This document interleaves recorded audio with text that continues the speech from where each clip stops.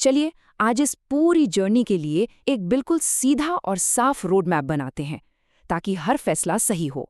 जब मैनेजमेंट की पढ़ाई का ख्याल आता है तो इतने सारे ऑप्शंस सामने होते हैं कि थोड़ा कंफ्यूजिंग लग सकता है। कौन सी स्पेशलाइजेशन, कौन सा कॉलेज, आगे करियर क्या होगा, सब कुछ आप जानते एक पहेली जैसा लगता है। तो चलिए मिलते हैं अनीका से। वो भी कई लोगों की तरह अपने लिए बिजनेस की दुनिया में एक सही रास्ता ढूंढ रही हैं। आज हम उनके इस सफर के साथ साथ इस पूरे प्रोसेस को एकदम आसान बना देंगे।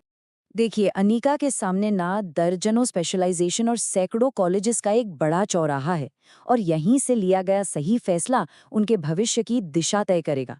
तो पहला कदम क्या होना चाहिए? तो सबसे जरूरी बात यह है कि ये सफर कॉलेज ढूंढने से शुरू नहीं होता। नहीं नहीं, बिल्कुल नहीं। ये शुरू होता है खुद को समझने से कि आपकी दिलचस्पी किसमें है, आपकी ताकत क्या है, ताकि आप अपने लिए एक सही स्पेशलाइजेशन चुन सकें। तो चलिए अब जरा इसमें और गहराई से उतरते हैं।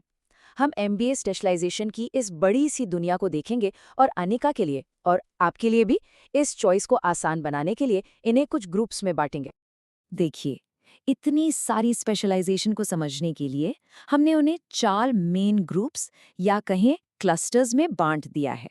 अब अनीका ये देख रही हैं कि कौन सा क्लस्टर उनके स्किल्स और पैशन से सबसे ज्यादा मैच करता है। पहला क्लस्टर है द एनालिस्ट। ये उन लोगों के लिए एकदम परफेक्ट है जिन्हें नंबर्स से प्यार है, जो डेटा के अंदर छुपी कहानी को बाहर निकाल सकते हैं और जो फैक्ट्स के आधार पर फैसले लेना पसंद करते हैं। दूसरा है द स्ट्रैटेजिस्ट क्लस्टर। ये भविष्य के लीडर्स, फाउंडर्स और उन लोगों के लिए है जो हमेशा बड़ी पिक्चर देखते हैं, मतलब जिनके पास कंपनियों को आगे ले जाने का एक विजन होता है। तीसरा क्लस्टर है द कनेक्टर्स। जैसा कि नाम से ही पता चलता है, इसका फोकस कस्टमर्स को समझना, लोगों को मैनेज करना और मजबूत रिश्ते बनाने पर होता है। ये उन लोगों के लिए है जिन्हें दूसरों से जुड़ना पसंद है। और हमारा आखिरी क्लस्टर है द बिल्डर्स। ये उन सिस्टम्स को बनाने, बेहतर करने और मैनेज करने के बारे में है जो किसी भी बिजनेस को चलाते हैं। मतलब यहाँ सारा खेल एफिशिएंसी और प्रोसेस को सुधारने का है। ठीक है, तो अब जब अनीका ने अपना फोकस चुन लिया है, तो अगला कदम ये देखना है कि ये स्पेशलाइजेशन असल में उन्हें करियर की किन राहों पर ले जाएगा।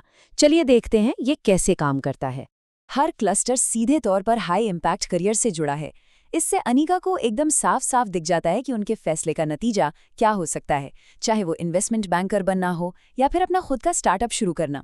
मिसाल के तौर पर, जो लोग एनालिटिक्स और फाइनेंस क्लस्टर में दिलचस्पी रखते हैं, वो इन्वेस्टमेंट बैंकर जैसी भूमिकाओं में अपना भविष्य देख सकते हैं, जहां नंबर्स और डेटा ही सचमुच गेम चेंजर होते हैं। इसी तरह स्ट्रैटेजी क्लस्टर में गहरी रुचि रखने वाले लोग अक्सर अपना खुद का बिजनेस शुरू करने का सपना देखते हैं। एक कामयाब फाउंडर बनना उनके लिए एक नेचुरल अगला कदम होता है।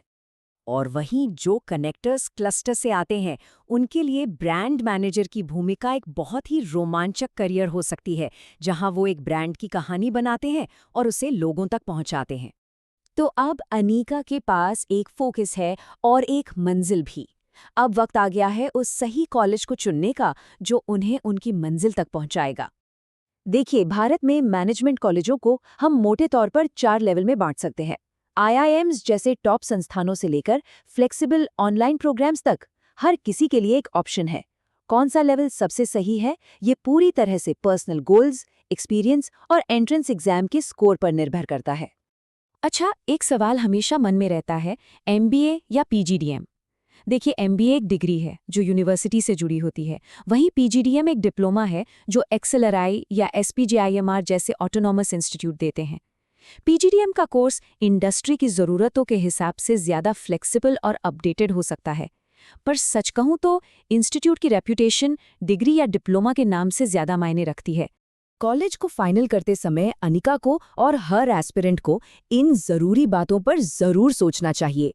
कॉलेज की मान्यता, प्लेसमेंट का रिकॉर्ड कैसा है, फीस के मुकाबले सैलरी कितनी मिलती है यानी आरओआई, और एक मजबूत एलुमनाई नेटवर्क, ये सब एक कामयाब करियर की नींव रखते हैं। तो हमने एक साफ सुथरा फ्रेमवर्क तैयार कर लिया है। ये सिर्फ जानकारी नहीं है, बल्कि एक एक्शन प्लान है। जैसा कि मार्क ट्वेन ने कहा था, आगे बढ़ने का राज सिर्फ शुरुआत करना है। पहला कदम उठाना ही सबसे मुश्किल होता है, पर सबसे जरूरी भी। तो चलिए अनिका की इस जर्नी से हमने जो कुछ भी सीखा है उसे फटाफट समराइज करते हैं। ये एक सिंपल 3 हिस्सों वाला फ्रेमवर्क है। पहले अपना फोकस ढूंढें, फिर अपनी मंजिल तय करें और आखिर में उस मंजिल तक पहुंचने के लिए सही रास्ता चुनें। तो ये रहा पूरा रोड मैप। ये सिर्फ एमबीए या पीजीडीएम चुनने के बारे में नहीं है, ये अपने भविष्य को डिजाइन करने के बारे में है।